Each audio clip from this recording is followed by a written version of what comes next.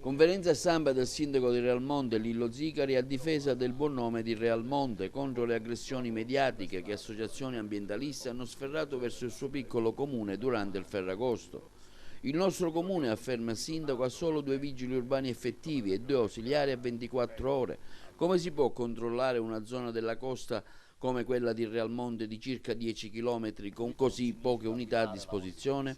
Ho partecipato anche alle riunioni in prefettura evidenziando al prefetto e alle altre forze dell'ordine che a causa della nostra carenza di personale era impossibile impedire gli accampamenti nelle spiagge e che avremmo solo potuto garantire la regolarità del traffico nelle zone di accesso alla statale. Sì, per difendere il buon nome di Realmonte, dei Realmontini, il senso di civiltà e di ospitalità dei cittadini di Realmonte.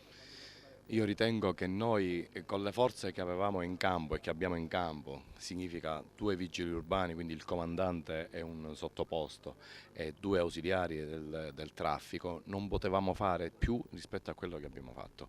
Noi ci siamo occupati del presidio delle strade e dell'organizzazione del passaggio proprio delle macchine sulle strade.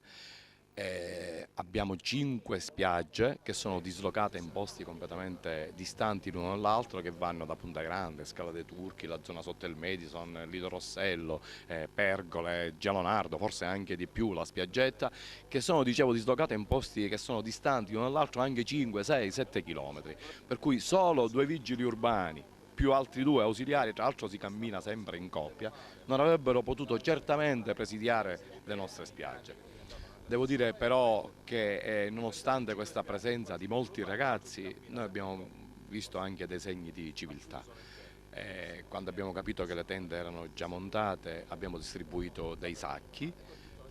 Moltissimi ragazzi già all'alba del 15 mattina avevano finito di smontare le loro tende, avevano messo l'immondizia nei sacchi e per cui facilmente tutti gli operatori che già all'alba si sono trovati sull'arenile hanno facilmente pulito quasi tutte le spiagge. Dico quasi perché Lido Rossello, Gelonate e tutte le altre erano completamente pulite. Le maggiori difficoltà le abbiamo avute su Punta Grande, dove siamo intervenuti anche molti volontari.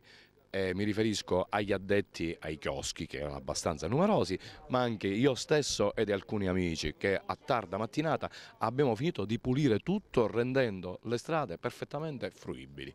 Nessuna lamentela è arrivata sotto questo punto di vista. Lei ha parlato anche di Scala dei Turchi, in questa vicenda che riguarda il Ferragosto e in qualche modo c'è un legame con la Scala dei Turchi? Noi sulla Scala dei Turchi è da un po' che ce ne occupiamo, praticamente io sono sindaco da più di 2 mesi, da circa 70 giorni e mi sono occupato di questa cosa da 70 giorni. Vi è un privato che tutti, come tutti sanno e che voi stesso conoscete, che vanta un diritto di proprietà sulla Scala dei Turchi e ci ha fatto una richiesta precisa per la perimetrazione della Scala dei Turchi, dicendo tra l'altro che già aveva un accordo con un'associazione ambientalista per la gestione della Scala dei Turchi. Poi qualche altro, e mi riferisco proprio all'associazione ambientalista, ha manifestato più volte in maniera chiara sul web, con interviste e quant'altro, che vorrebbero gestire questo patrimonio attraverso il pagamento di un biglietto. Ora voglio dire, io non voglio mettere in connessione nessuna cosa, ma certo c'è da un lato questa pressione sulla Scala dei Turchi che ci riguarda e che ci interessa moltissimo, anche perché noi crediamo che la Scala dei Turchi sia patrimonio dell'umanità, non di un singolo proprietario, e che la gestione della stessa, che dovrà avvenire necessariamente perché il tutto va disciplinato opportunamente, deve passare attraverso ovviamente il comune di Realmonte che già la gestisce da tempo.